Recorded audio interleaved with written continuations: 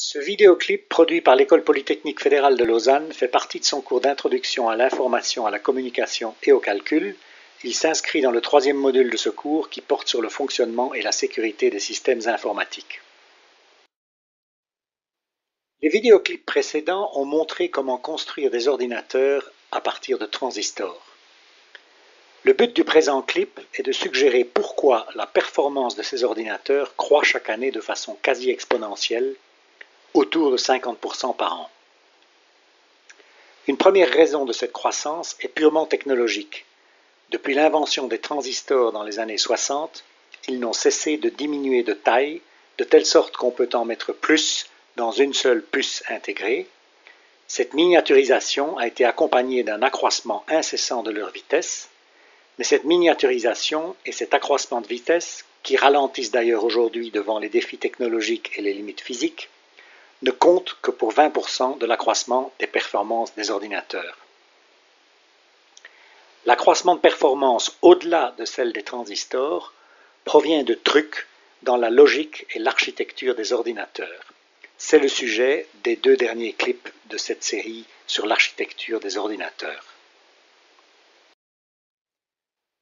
Pour augmenter la performance d'un dispositif quelconque, il n'y a pas 36 solutions. Soit il faut réduire la durée de chaque opération en accélérant leur déroulement, soit il faut augmenter le débit, c'est-à-dire le nombre d'opérations par unité de temps. Dans le cas des ordinateurs, on peut par exemple réduire le temps de calcul en construisant des circuits de calcul plus performants.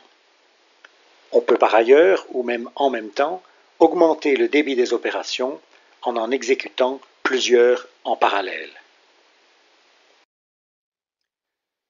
Considérons dans le présent clip la première option, nous envisagerons la deuxième dans le clip suivant. Pour illustrer cette première option, l'accélération des opérations, prenons par exemple le cas de l'addition de deux nombres binaires. La somme de deux bits obéit aux règles ci-contre. Tant qu'un des deux bits à additionner est nul, leur somme tient en un seul bit. Par contre, quand les deux bits à additionner valent 1, leur somme binaire vaut 10, c'est-à-dire 2 dans le système décimal, ce qui génère donc un bit de retenue.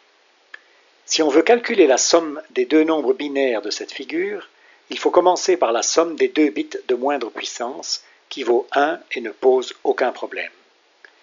La somme des deux bits suivants génère cependant une retenue de 1. Il n'est donc pas possible de calculer la somme des deux bits suivants avant de savoir s'il faut tenir compte d'une retenue de la puissance précédente. Il en va de même pour la somme des deux bits sursuivants, et ainsi de suite pour tous les bits de puissance croissante. Construire un circuit d'addition permettant de faire une telle somme est relativement simple. Il suffit pour ce faire de concevoir un circuit d'addition implémentant les règles de sommation de deux bits ci-contre et produisant un bit de somme et un bit de retenue. Ensuite, il faut cependant additionner non pas 2, mais 3 bits, puisqu'il faut chaque fois tenir compte du potentiel bit de retenue de la puissance inférieure. En pratique, il faut donc utiliser partout des circuits d'addition de 3 bits pour tous les bits jusqu'à la plus grande puissance, quitte à fixer le bit de retenue à 0 pour l'addition de puissance 0. Et pour ce faire, on peut utiliser le circuit d'addition de 3 bits déjà vu dans un précédent clip de cette série. Le problème d'un tel assemblage de circuits est que le résultat est lent. En effet, le circuit d'addition de chaque paire de bits doit toujours attendre le calcul de la retenue de puissance inférieure. La propagation de la retenue impose donc un délai de calcul directement proportionnel au nombre de bits à additionner.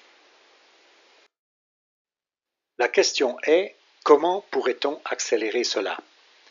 Considérons par exemple une unité d'addition de deux nombres de 64 bits chacun. Avec les circuits vus jusqu'ici, une telle unité demanderait un temps t proportionnel à 64 bits. On peut imaginer de remplacer notre unité de calcul sur 64 bits par deux unités de calcul sur 32 bits chacune.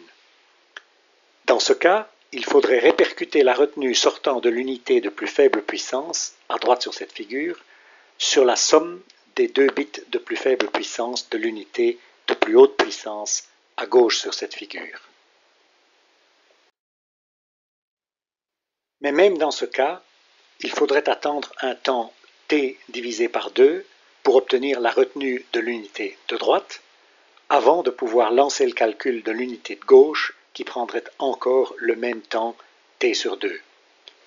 On n'aurait donc rien gagné du tout. Imaginons cependant une conception apparemment un peu dispendieuse selon laquelle on prévoit non pas 2, mais 3 additionneurs de 32 bits pour réaliser notre additionneur de 64 bits. Un de ces additionneurs, A, servira à additionner les 32 bits les moins significatifs, alors que les deux autres additionneurs, B0 et B1, serviront à additionner les 32 bits les plus significatifs. Remarquons que chacun de ces deux additionneurs est préconfiguré comme s'il acceptait de l'additionneur A un bit de retenue fixé à 0 pour B0 et à 1 pour B1. Dans ce cas, les calculs des 3 additionneurs peuvent être lancés en parallèle. T demi unité de temps plus tard, l'additionneur A livre un bit de retenue effectif, qui peut être 0 ou 1. Ce bit est alors utilisé pour choisir la réponse correspondante parmi celles des deux additionneurs B.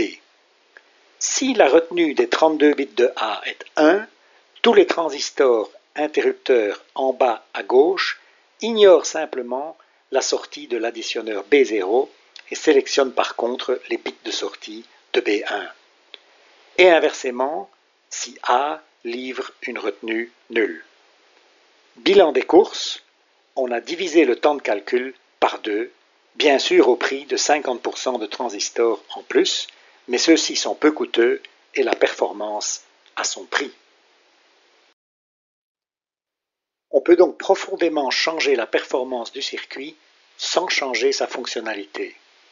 On peut investir plus de transistors et plus d'énergie pour obtenir des circuits plus rapides, ou alternativement, on peut ralentir les circuits pour épargner transistors et consommation. Recourir à de telles améliorations relève d'une des branches du génie informatique qu'on appelle la synthèse logique.